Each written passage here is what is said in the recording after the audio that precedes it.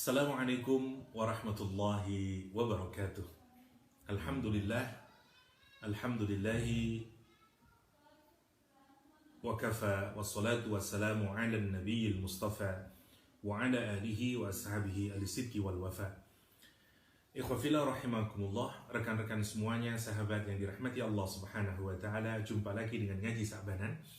Kali ini insyaallah kita akan meneruskan kajian surah Yunus ayat yang ke-62 hingga 64 biiznillah, tentang kelompok manusia istimewa, para kekasih Allah Subhanahu wa taala, aulia Allah, seperti cicit Rasulullah sallallahu alaihi wasallam, Imam Ali Zainal Abidin, yang berdoa kepada Allah Subhanahu wa taala, Allahumma ja'alna min jundika fa inna jundaka humul ghalibun waj'alna min hizbika fa inna hizbaka humul muflihun waj'alna min awliyaika fa innahum la khaufun 'alaihim wa lahum yahzanun. Ya Allah, jadikanlah kami dari wali-wali kekasih-kekasih-Mu, karena mereka itu tidak ada ketakutan atas mereka dan mereka juga tidak bersedih hati. Kita semuanya semoga dikelompokkan Allah Subhanahu wa taala kepada para auliaillah, atau paling tidak kita mengikuti jalan para kekasih Allah Subhanahu wa taala. Bismillahirrahmanirrahim. Ala inna awliya Allahi la khawfun 'alaihim wa la hum yahzanun. Ketahuilah, sesungguhnya wali-wali Allah tidak ada ketakutan atas mereka dan mereka tidaklah bersedih hati. Ayat ini tentu saja tidak bisa dilepaskan dari ayat sebelumnya yang menjelaskan tentang Rasulullah SAW dan para pengikutnya. Allah secara khusus di ayat sebelumnya menjelaskan bahwa apa saja yang dilakukan oleh Rasulullah SAW dan orang-orang yang mengikuti Rasulullah SAW, concernnya dia dengan Al-Quranul Karim, membimbing umat dengan Al-Quranul Karim, melakukan aktivitas berdasarkan Al-Quranul Karim, sekecil apapun. Illa kunna alaikum syuhuda, kata Al-Quran, sesungguhnya kami menyaksikan. Nah, setelah Allah berbicara tentang Rasulullah dan orang-orang yang mengikutinya dalam kaitannya dengan perbuatan yang mereka lakukan yang disandarkan kepada petunjuk Al-Quranul Karim, Allah kemudian di ayat yang ke-62 ini menyatakan ala inna awliya Allahi la khawfun 'alaihim wa la hum yahzanun. Mari kita lihat ayat yang ke-62 ini. Ayat agung ini dibuka dengan kata ala. Dalam bahasa Arab, ala ini adalah adatut tanbih.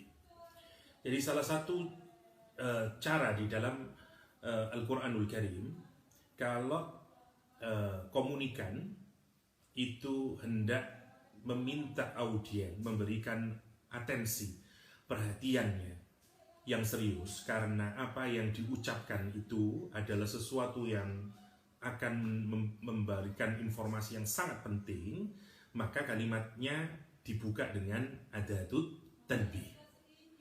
Jadi kalau saya misalnya ingin memberikan informasi bahwa informasi saya ini amat sangat penting, maka saya harus memastikan orang yang menjadi audiens saya itu benar-benar memberikan perhatian yang serius, agar dia tidak misleading, agar dia benar-benar mendapatkan informasi yang sangat penting. Allah Subhanahu wa taala di ayat yang ke-62 ini mengawali ayatnya dengan adatut tanbih. Maknanya apa? Satu, maknanya adalah informasi yang diberikan ini amat sangat penting, dan karena itu kita harus memberikan atensi yang paling terbaik. Apalagi ini Allah Subhanahu wa taala, Allah yang akan memberikan informasi, dan sudah mestinya kita ini harus memberikan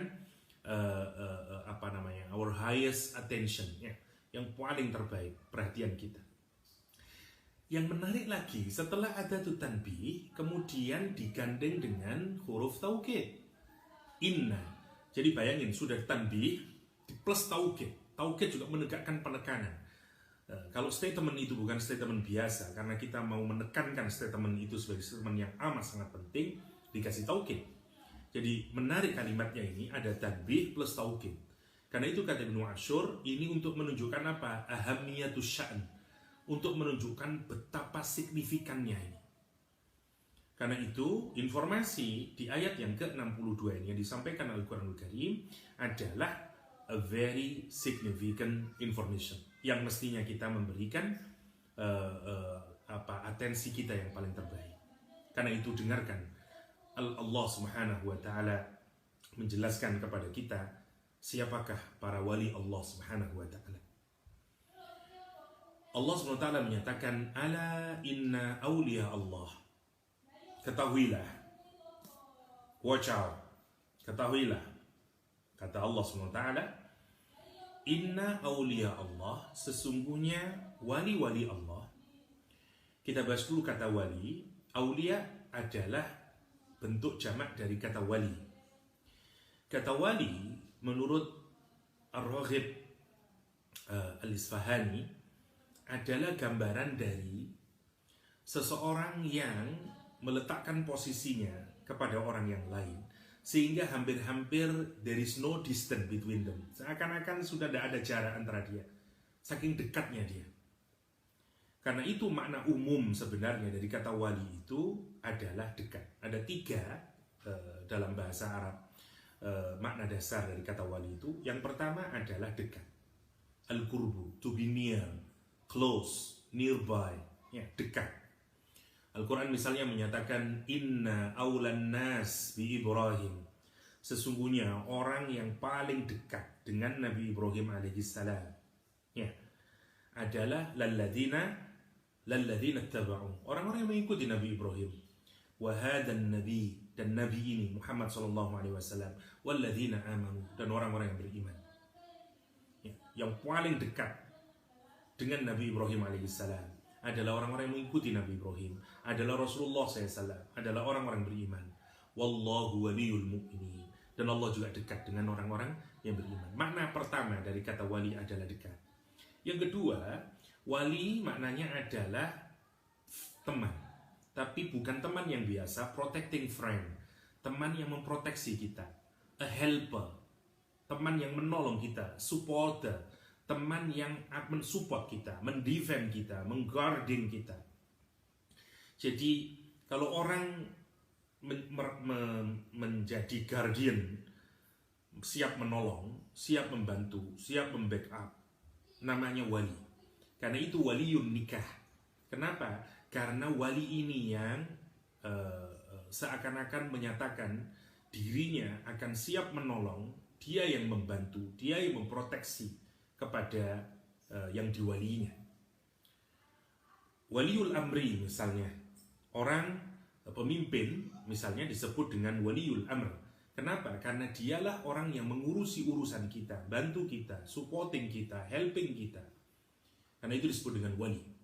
Jadi kata kedua dari kata wali adalah penolong, ya, atau teman yang siap untuk menolong, memproteksi, mendukung, mensupport. Yang ketiga, as-sayyid, tuan, ya, the master, the owner. Karena itu kalau kita lihat misalnya untuk yang makna yang kedua misalnya sebagai penolong, misalnya Allah Subhanahu wa taala misalnya menggambarkan doanya Nabi Yusuf, kalau tidak keliru, ya, doanya Nabi Yusuf alaihissalam ketika berkata setelah mendapatkan semuanya, ya, mendapatkan Masya Allah, ya, sekarang menjadi Minister of Egypt, ya, bahkan orang terkuat kedua di Egypt, dan dengan semua nikmat yang diberikan oleh Allah SWT, Nabi Yusuf pun berkata, Rabbi qad ataitani minal mulk, kata dia, ya Allah, engkau telah berikan kepadaku ini kerajaan, otoritas, wa alamtani min ta'wilil ahadits, dan engkau telah ajari aku takwilnya ahadits, ya, fatiras samawati wal ard, engkaulah the originator, ya, engkaulah pencipta langit dan bumi, anta waliyyi fid dunya wal akhirah, engkaulah waliku di dunia dan di akhirat, tawaffani musliman wa alhiqni bis salihin. Kalimat yang dipakai oleh Nabi Yusuf, anta waliyyi fid dunya wal akhirah, engkaulah waliku. Kenapa? Karena kalau kita lihat hidupnya Nabi Yusuf alaihissalam adalah hidup yang mengharu biru. Ya, sejak kecil dipisah dari orang tuanya, masuk ke dalam sumur, menjadi budak di Mesir, sampai kemudian di penjara. Tapi yang menarik, semua kesusahan yang dialami Nabi Yusuf itu ternyata ujungnya adalah membuahkan hasil yang sangat menarik. Ya, kenapa? Karena Allah yang mensupport dia.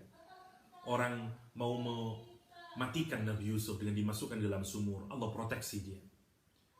Orang menjualnya Nabi Yusuf, tapi Allah proteksi dia dengan diambil oleh Al-Aziz dan disuruh berbuat baik kepada Yusuf. Dan seterusnya. Sampai kemudian dimasukkan penjara, Allah tolong dia sehingga dia justru melalui penjara Nabi Yusuf nanti menjadi Khazainul Misr misalnya, dan seterusnya. Dan itulah makna kata wali, protecting, supporting, guarding, ya. Dan yang terakhir, wali adalah tuan atau master atau lord, ya. Misalnya Quran misalnya menyatakan Allah waliyul ladzina amanu yukhrijuhum minadh-dhulumati wan-nur walladzina kafaru awliya'uhumut taghut. Sesungguhnya kata Allah Subhanahu wa taala, Allah adalah walinya orang-orang yang beriman, tuannya, masternya, ya, yang orang-orang mukmin bergantung kepada dia, yang orang-orang mukmin mengabdi kepada dia. Yukhrijuhum minadh-dhulumati ilan-nur, dan Allah mengeluarkan mereka dari kesesatan, kegelapan menuju cahaya. Jadi kata wali mengandung makna tiga itu. Saya ulang lagi, yang pertama dekat, yang kedua menolong, memproteksi, teman yang memproteksi dan menolong. Yang ketiga adalah tuan atau master. Kenapa orang menjadi wali? Yang pertama adalah karena dia meletakkan Allah, menjadikan Allah sebagai as-sayyid, dan dia menjadi hambanya. Karena dia mengabdi kepada Allah SWT, dan pengabdiannya itu membuat dia dekat dengan Allah SWT, sehingga seakan-akan tidak berjarak lagi karena saking dekatnya. Dan karena kedekatan itu Allah siap menolong dia, memproteksi dia, mensupport dia. Dan itulah kelompok orang-orang yang sangat istimewa. Ya, Allahumma ja'alna minhum, amin. Allah kemudian menggambarkan kepada kita gambaran karakter batiniah dari para kekasih Allah Subhanahu wa taala. Kata Allah Subhanahu wa taala, "Ala inna awliya Allah la khaufun 'alaihim wa la hum yahzanun." Ketahuilah, sesungguhnya wali-wali Allah itu la khaufun 'alaihim wa la hum yahzanun. Kita lihat dulu ayat ini, menarik. La khaufun, ada dua ciri batin. Jadi kalau kita mau tahu orang itu wali Allah atau enggak, atau kita ini walinya Allah atau enggak, katakanlah, caranya lihatlah karakter batin kita. Kalau kita memiliki karakter batin seperti di ayat ini, insya Allah kita termasuk salah satu walinya Allah SWT. Tapi kalau tidak, jangan berharap kita menjadi walinya Allah SWT. Apa ciri batinnya? Jadi di ayat yang ke-62, Allah memberikan kepada kita ciri batin atau emotional karakteristik dari kekasih Allah Subhanahu wa taala atau waliullah. Sementara nanti di ayat yang ke-63-nya kita akan diberikan informasi tentang ciri fisiknya, ciri zahirnya dari para kekasih Allah. Dan di ayat yang ke-64-nya baru kita dikasihkan apa yang didapatkan oleh orang-orang yang menjadi kekasihnya Allah Subhanahu wa taala. Jadi ayat 62 dan 64 ini sudah komplit memberikan penjelasan kepada kita karakter fisik, karakter emosional, dan konsekuensi dari orang yang menjadi walinya Allah Subhanahu wa ta'ala. Reward yang diberikan oleh Allah kepada mereka. Mari kita lihat yang pertama. Ciri batiniah atau karakter emosional dari kekasih-kekasih Allah Subhanahu wa ta'ala. Allah menggambarkan dengan dua emosi, la khaufun 'alaihim wa la hum yahzanun. Perhatikan kata yang pertama.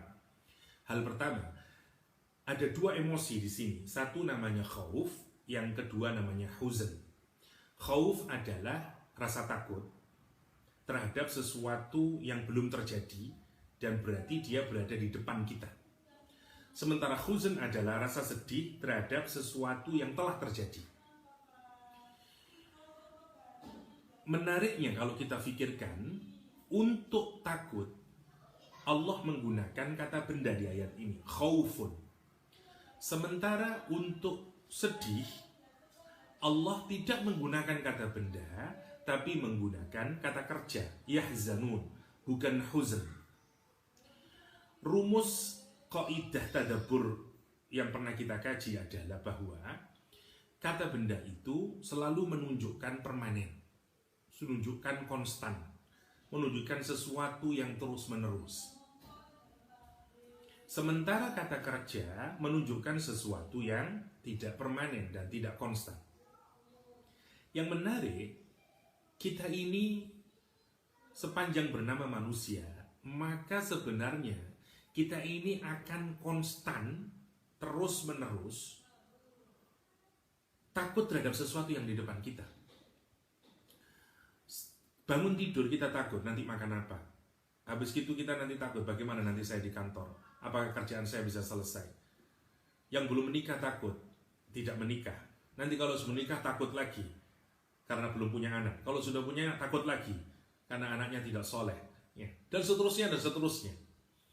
Bahwa rasa takut itu, ya, itu adalah sesuatu yang tidak mungkin dilepaskan dari manusia. Kenapa? Karena dia selalu berada di depan kita. Kita ini tidak pernah tahu tentang apa yang ada di depan kita dalam urusan apapun saja.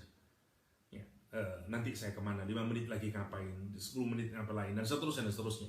Dan kita tidak punya kepastian yang pasti tentang semuanya, nasib kita, karir kita, anak kita, istri kita, keluarga kita, rezeki kita, bahkan terakhir nasib kita nanti di yaumul kiamat. Karena kita ini secara konstan, ya, berhadapan dengan rasa takut, karena itu Allah menggunakan kata benda. Sementara untuk rasa sedih, itu adalah tidak selalu terjadi pada diri kita, karena kita ini hanya sedih kalau kita mengingat. Kalau kemudian kita lupa atas sesuatu yang telah terjadi itu, maka kita tidak akan bersedih. Misalnya kalau Anda sibuk melakukan sesuatu, meskipun sekali lagi Anda sedang dirundung kesedihan, dan kemudian Anda sekarang sibuk melakukan aktivitas apa, Anda lupa dan Anda tidak sedih. Sama lah, apalagi manusia itu diberi kemampuan oleh Allah untuk lupa, nisyan. Karena itu yang menarik, kalau orang bersedih itu tidak mungkin terus-menerus. Kenapa? Karena bersedih hanya akan terjadi once kita remember, saat kita teringat, tidak untuk rasa takut. Ya. Karena itu menarik, Al-Quran untuk rasa takut menggunakan kata benda khauf, sementara untuk sedih Al-Quran menggunakan kata kerja yahzanun. Allah SWT menyatakan yang pertama, bahwa ciri dari orang yang menjadi kekasihnya Allah SWT, waliullah, adalah la khaufun alaihim. Perhatikan kalimatnya, la khaufun alaihim. Tidak ada ketakutan atas mereka. Kenapa kok tidak menggunakan kata kerja la yakhafuna misalnya? Karena mereka takut. Tidak bisa digunakan kata yakhafuna karena tidak ada orang yang tidak takut. Sebenarnya perasaan takut itu bukan sesuatu yang jelek. Justru rasa takut itu salah satunya adalah satu perasaan yang baik, yang membuat kita hati-hati, yang membuat kita kemudian melakukan amal yang jauh lebih baik misalnya. Karena itu gambaran rasa takut di dalam Al-Quranul Karim juga dialami oleh orang-orang yang beriman. Ya, sekian banyak ayat di dalam Al-Quranul Karim yang menggambarkan orang-orang mukmin itu takut kepada Allah Subhanahu wa Ta'ala, terutama takut menghadapi yaumul kiamat, bagaimana prahara nanti di hari kiamat, ya, hari kiamat. Yang menarik, Al-Quran menggunakan kata la khaufun alaihim. La khaufun alaihim, tidak ada ketakutan atas mereka. Bukan berarti mereka tidak punya rasa takut, mereka punya rasa takut, Tapi gambaran ruhani dari orang ini digambarkan oleh Allah, mereka tidak ada ketakutan atas mereka. Seperti begini gambarannya. Syekh Fadil Sholeh As-Samirai memberikan kalimat yang contoh yang menarik. Misalnya, kalau ada seseorang yang sedang anak kecil yang tidak tahu bahayanya ular, kemudian dia bermain dengan ular, maka kalimat yang tepat untuk menggambarkan adalah orang ini tidak memiliki rasa takut ya, tidak ada ketakutan atas orang itu ya. Jadi anak yang bermain ular tadi tidak ada ketakutan atas ular itu. Padahal orang yang melihat, orang tuanya melihat takut karena dia takut nanti ularnya akan mematuk. Tapi sementara anak yang sedang bermain itu, karena dia tidak tahu, tidak ada ketakutan atas orang itu. Nah, la khaufun alaihim itu maksudnya adalah orang ini punya rasa takut, tapi Allah Subhanahu wa Ta'ala sebagai wali, sebagai zat yang dekat dengan mereka, menghilangkan rasa kejelekan yang mungkin ada pada sesuatu yang ditakutinya, sehingga tidak ada ketakutan atas kamu. Kamu tidak perlu takut. Misalnya sekarang saya ganti ya, dari yang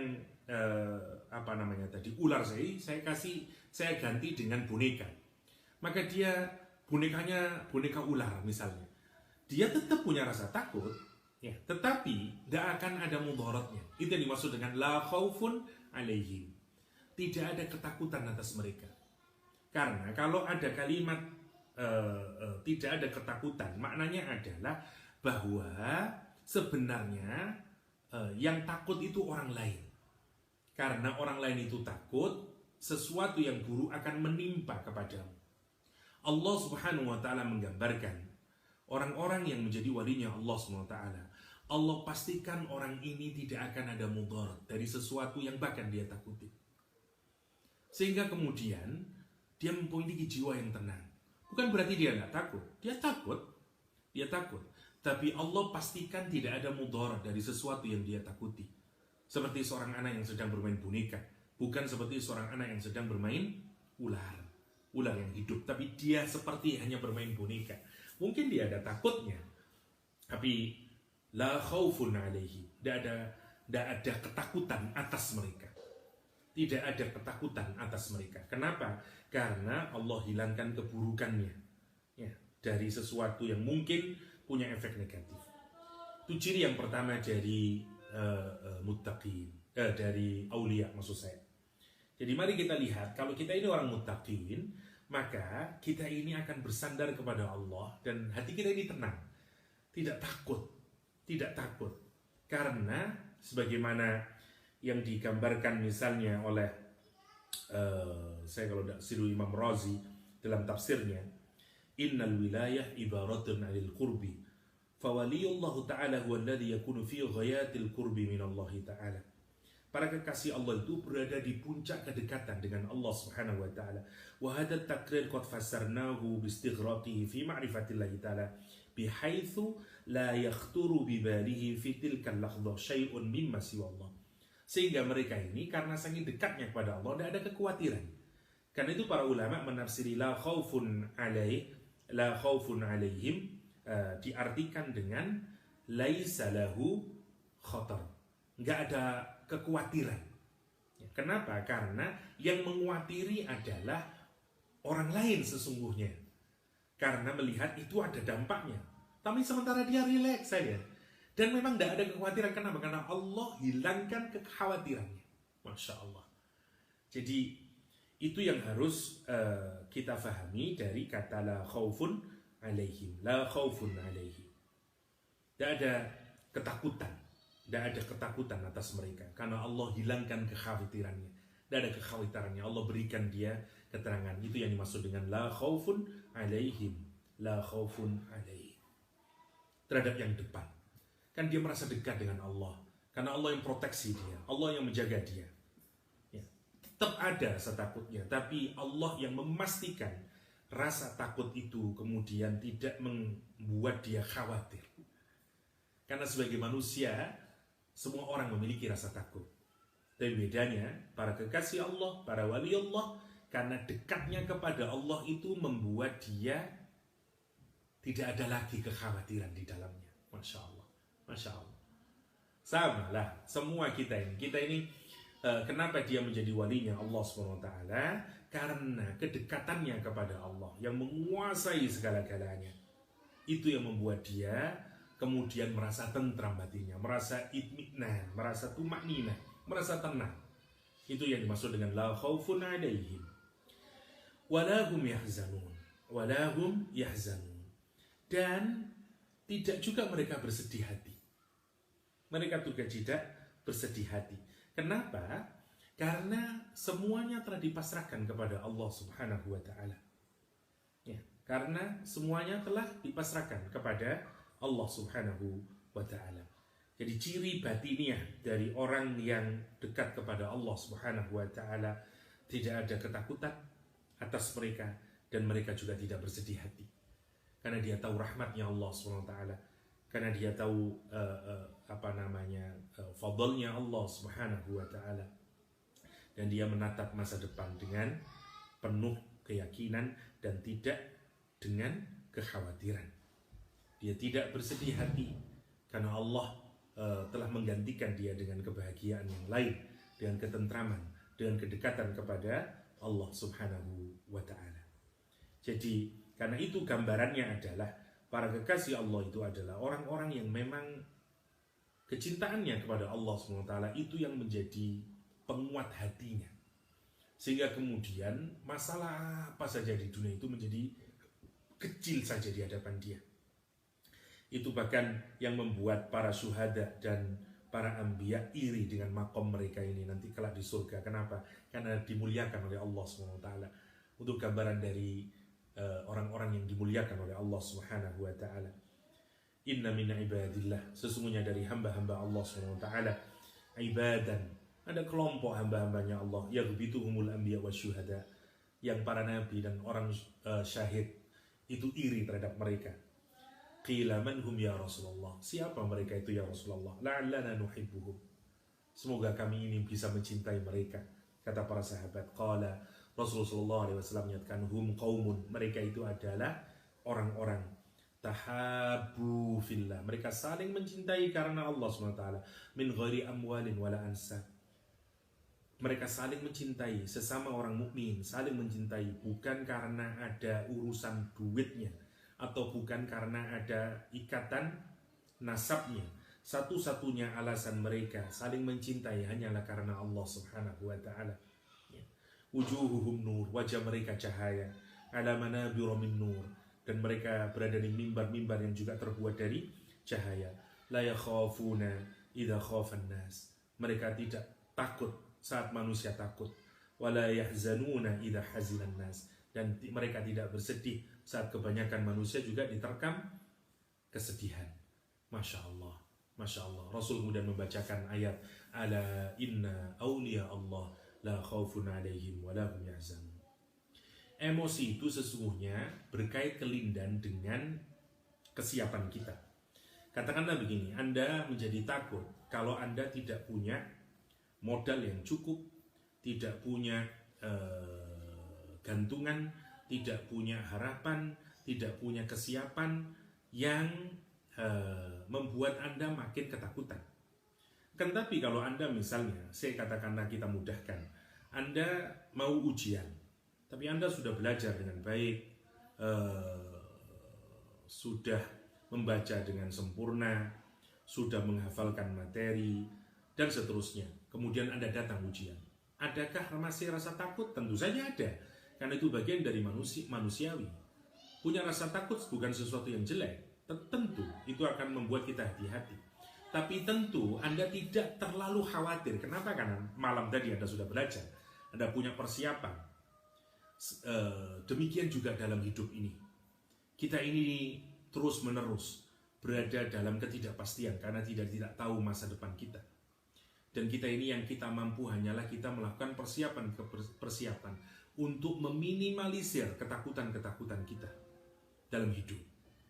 Sekarang bayangin, kalau Anda dekat dengan Allah Subhanahu wa Ta'ala yang memiliki hidup Anda, kalau Anda dekat dengan Allah Subhanahu wa Ta'ala yang memiliki segala-galanya, maka tentu saja ketakutan itu tidak terlalu menjadi hal yang penting buat diri Anda. Kenapa? Karena Anda dekat dengan Allah Subhanahu wa Ta'ala. Anda kemudian tidak terlalu khawatir. Kenapa? Karena Anda sudah merasa nyaman dengan Allah Subhanahu wa Ta'ala. Anda dekat dengan pemilik alam semesta ini, bahkan pemilik dirimu, pemilik masalahmu. Bagaimana Anda akan takut kalau Anda dekat dengan Allah Subhanahu wa Ta'ala? Itu dimaksud dengan la khaufun alaihim. Dan Allah yang menggaranti tidak ada kekhawatiran pada dirimu. Karena itu kalimatnya la khaufun alaihim. La khaufun alaihim. Kamu tentu mungkin masih punya rasa takut, tapi Allah garanti la khaufun alaihim. Don't worry. Tidak akan ada kekhawatiran, tidak akan ada mudarat, tidak akan ada sesuatu yang menimpa keburukan pada dirimu. Ya. Bagi orang-orang yang tawakal kepada Allah SWT, menghadapi situasi kayak sekarang, COVID-19 misalnya, insya Allah mereka juga tidak akan ketakutan yang berlebihan. Tidak. Ada rasa takut, tapi tawakalnya kepada Allah, kedekatannya kepada Allah, membuat dia nyaman, tentram batinnya. Meskipun tentu saja ikhtiar tetap dia lakukan, tapi bukan ikhtiar itu yang menentramkan batinnya semata-mata. Menariknya, orang yang bukan kekasihnya Allah tentram karena dia sudah pakai hand sanitizer, karena dia pakai masker, karena dia pakai semuanya lah. Orang yang muttaqin, orang yang menjadi kekasihnya Allah, dia juga melakukan ikhtiar.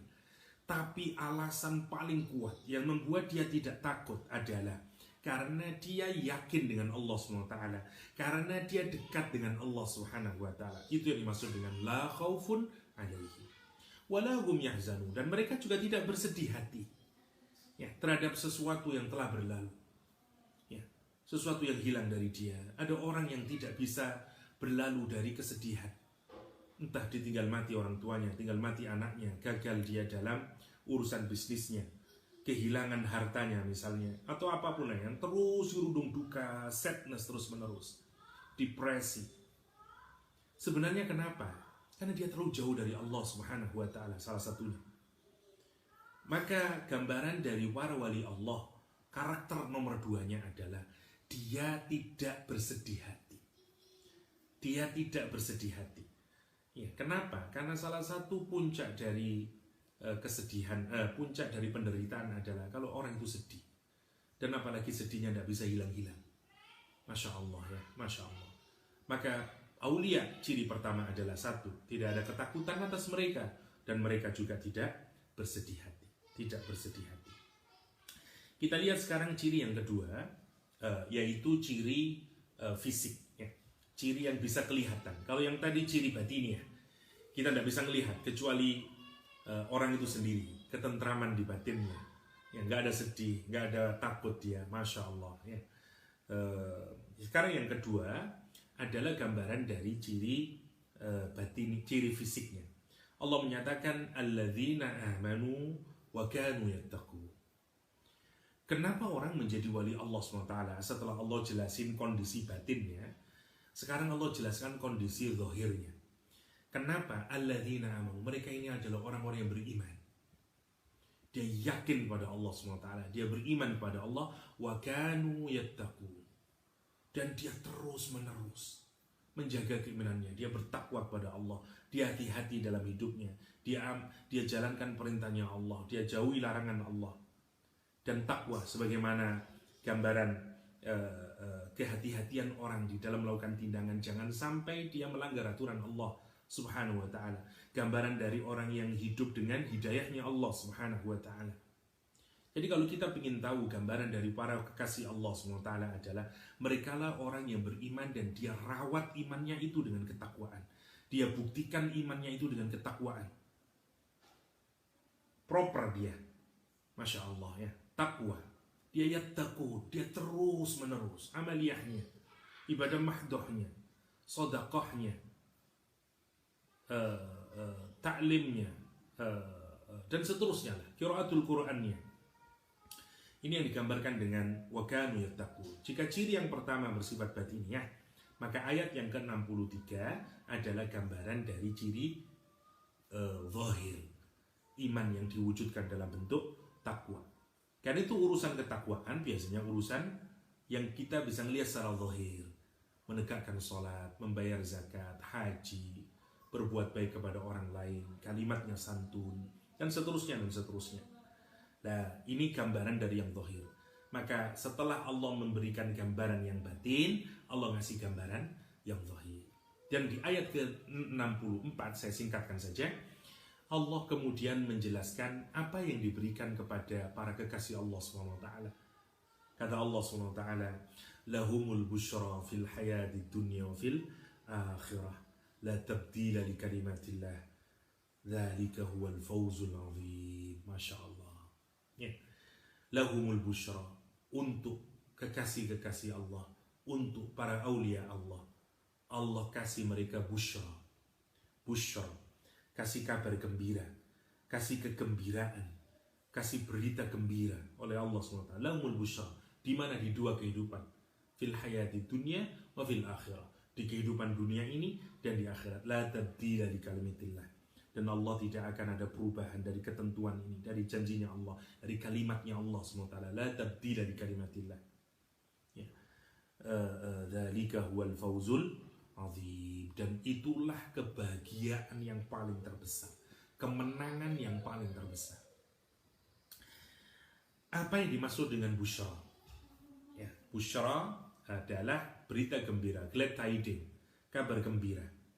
Kata para ulama, kita melihat busyra itu macam-macam. Yang pertama adalah ru'yah salihah.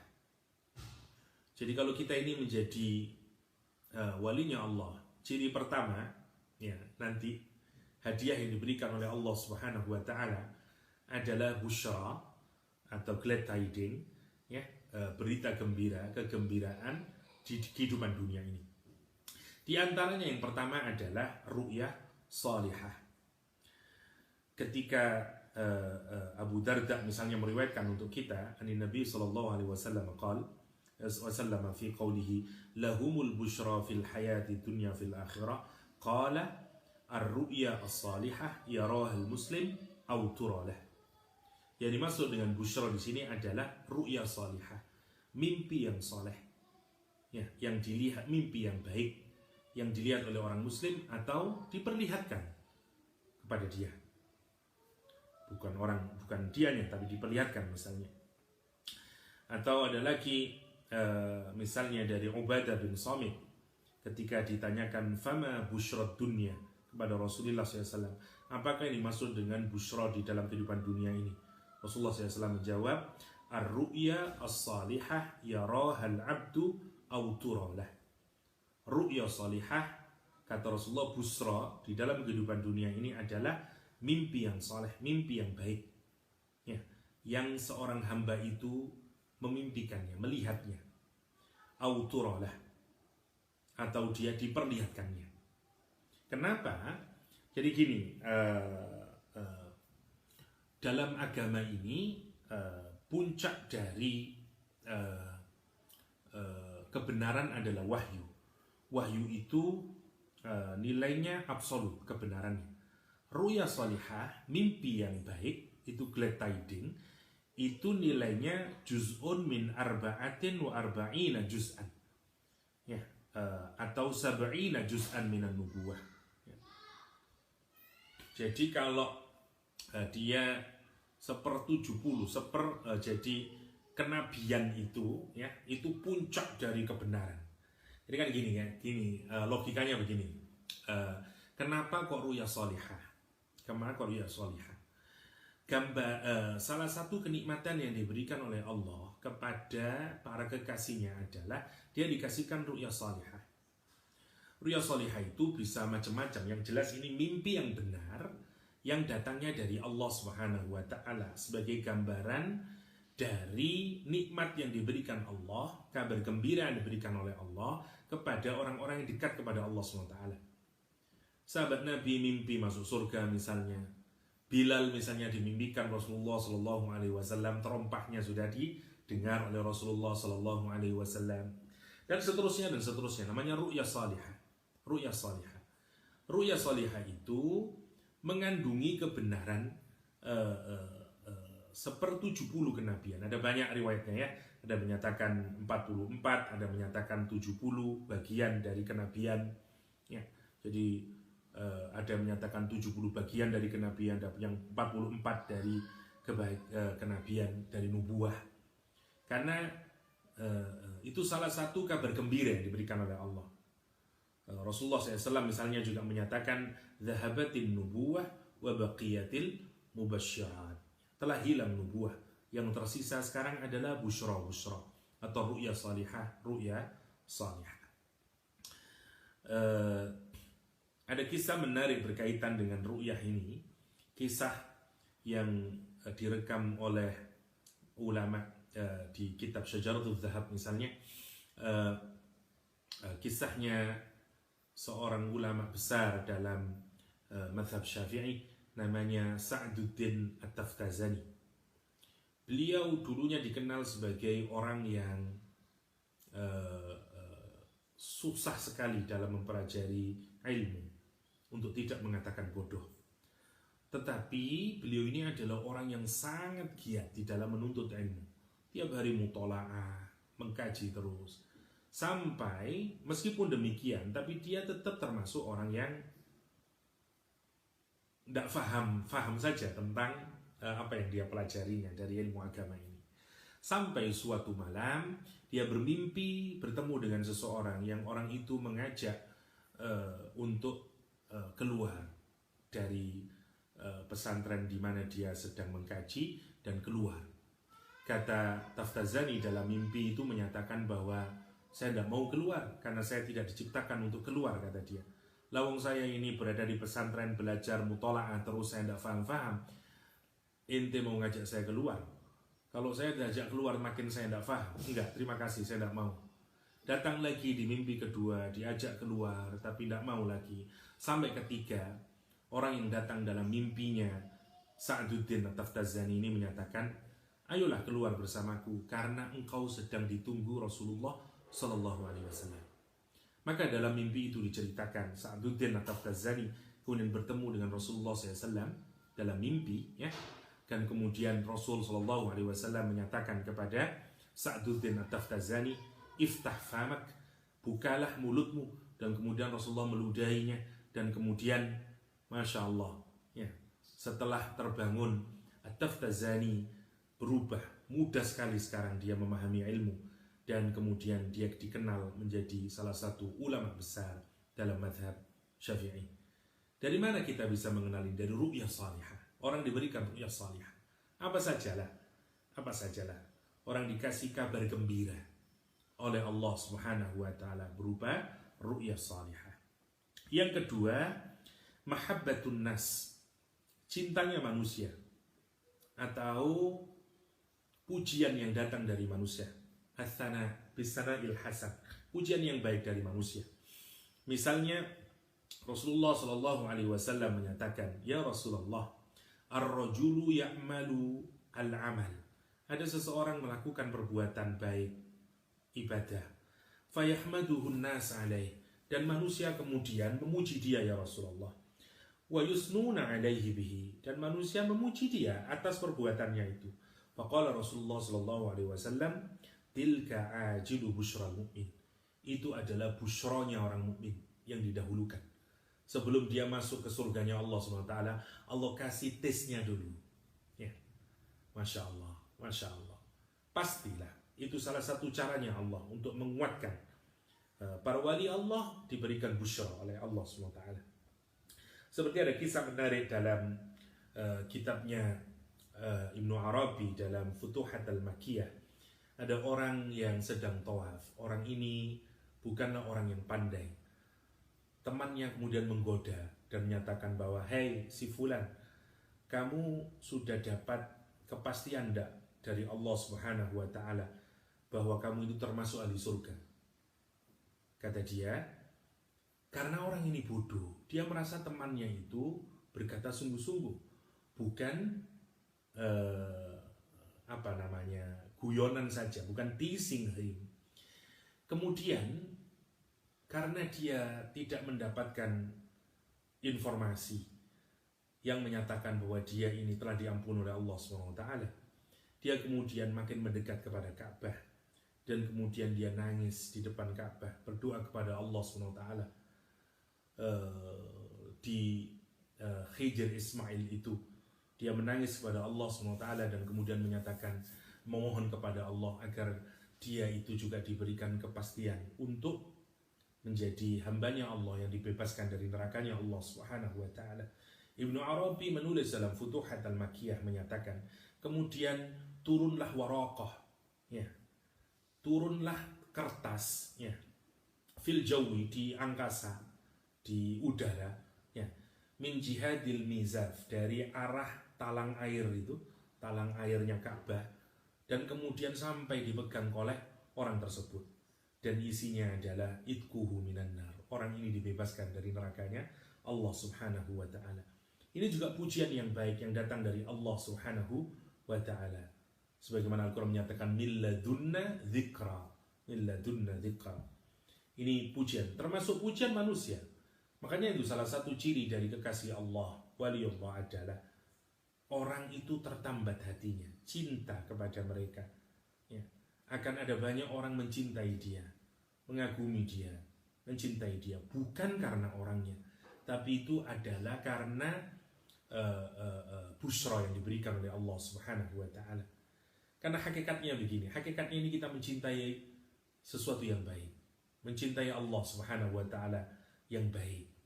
Dan kalau ada bunga mawar yang indah, sesungguhnya dia juga mewakili bagian dari keindahannya Allah Subhanahu wa Ta'ala. Karena bunga mawar adalah ciptaan Allah Subhanahu wa Ta'ala.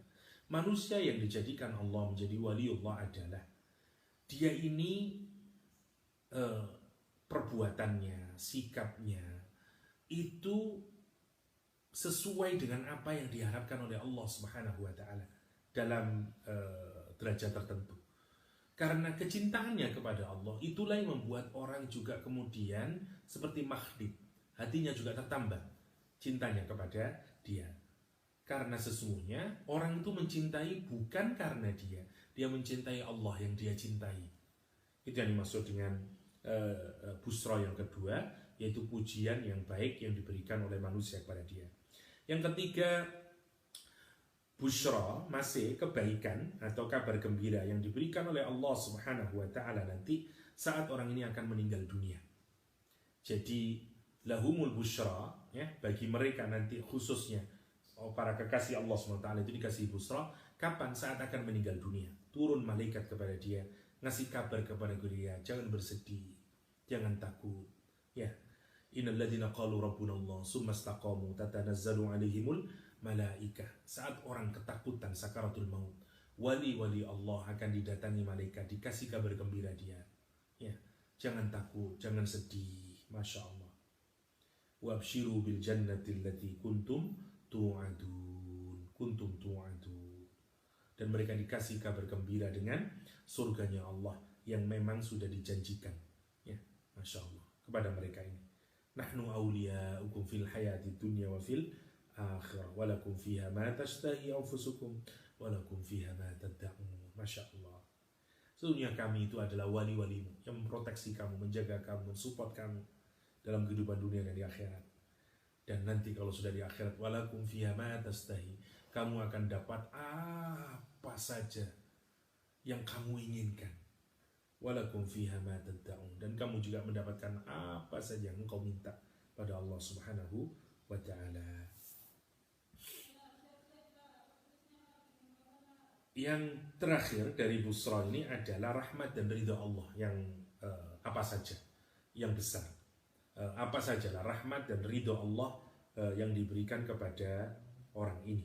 Jadi Allah memudahkan kepada orang ini untuk mendapatkan kebaikan dalam hidup, keridhaan, rahmatnya Allah Subhanahu wa Ta'ala yang digambarkan sebagai yubashiruhum rabbuhum birahmatin minhu waridwan. Allah memberikan kegembiraan, ya, Rabbnya mereka ini memberikan kegembiraan kepada para kekasih Allah itu dengan apa? Birahmatin minhu, dengan rahmat darinya, waridwan, dan keridhaan Allah Subhanahu wa ta'ala. Karena itu yang nomor 4, busyra yang diberikan Allah kepada para kekasihnya adalah Allah memberikan dia rahmat, berikan kasih sayang, zahiran wa batinan. Bisa jadi hidupnya mudah, rezekinya mungkin lancar, dan seterusnya dan seterusnya. Ridwan, keridhaan yang diberikan oleh Allah. Allah ridho dan dia ridho. Dia puas, hidupnya satisfied, batinnya itu tenang, tidak bingung. Apalagi nanti di akhirat, Masya Allah. Di akhirat dia bahkan mendapatkan kebahagiaan yang berlebih lagi. Ya, malaikat bersalaman dengan dia, mengungkapkan congratulation, ya, kegembiraan, ya, menyelamati, berikan ucapan welcoming, selamat kepada orang-orang yang di akhirat. La yakhzunuhumul faza'ul akbar, kata Al-Quran Karim. Mereka tidak disusahkan oleh kedahsyatan yang besar pada hari kiamat. Wa tatalaqahumul malaikah, mereka disambut oleh para malaikat. Hadza yaumukumul ladzi kuntum tu'adun, inilah hari kalian yang telah dijanjikan kepada kalian. Masya Allah. Salamun alaikum tibtum fadkhuluha khalidin. Malaikat itu akan welcoming, congratulating kepada para kekasih Allah SWT dan menyatakan salam, salamun alaikum, keselamatan untuk kalian, congratulations, karena kamu dulu melakukan penyucian diri, membersihkan diri. Ya. Cahaya mereka, Masya Allah, ya, membuncah, ya, dari arah depannya, dari arah kanannya, Masya Allah. Sementara nanti puncaknya bukan saja malaikat yang mengucapkan salam, Allah Subhanahu wa ta'ala sendiri mengucapkan salam kepada mereka. Wassalamullah alaihim, ya, kama qala salamun qawlan min rabbir rahim. Salam sebagai ucapan dari Rabb kalian. Ketika para kekasih Allah ini menemui kekasihnya Allah Subhanahu wa ta'ala di jannahnya, Allah pun menyambut dia dan mengucapkan salam kepada dia. Salamun qawlan min rabbir rahim. Semoga kita ini semuanya digolongkan oleh Allah Subhanahu wa ta'ala sebagai orang-orang yang meniti jalan untuk menjadi orang yang dekat kepada Allah Subhanahu wa ta'ala. Dan karena itu kemudian Allah memproteksi kita, menjaga kita, ya, mensupport kita, membantu kita dengan ketaatan itu. Insya Allah pelan-pelan kita ini akan menjadi hambanya Allah yang hari ke hari makin menjadi baik. Terutama karena kita menjadikan Al-Quran sebagai mau'izah, sebagai syifa, sebagai hudan, dan sebagai rahmat bagi kehidupan kita. Hadanallahu iyyakum ajma'in. Wa sallallahu ala nabiyyina Muhammadin wa alihi wa sallam. Wa akhiru da'wana anil hamdulillahi rabbil alamin. Wassalamualaikum warahmatullahi wabarakatuh.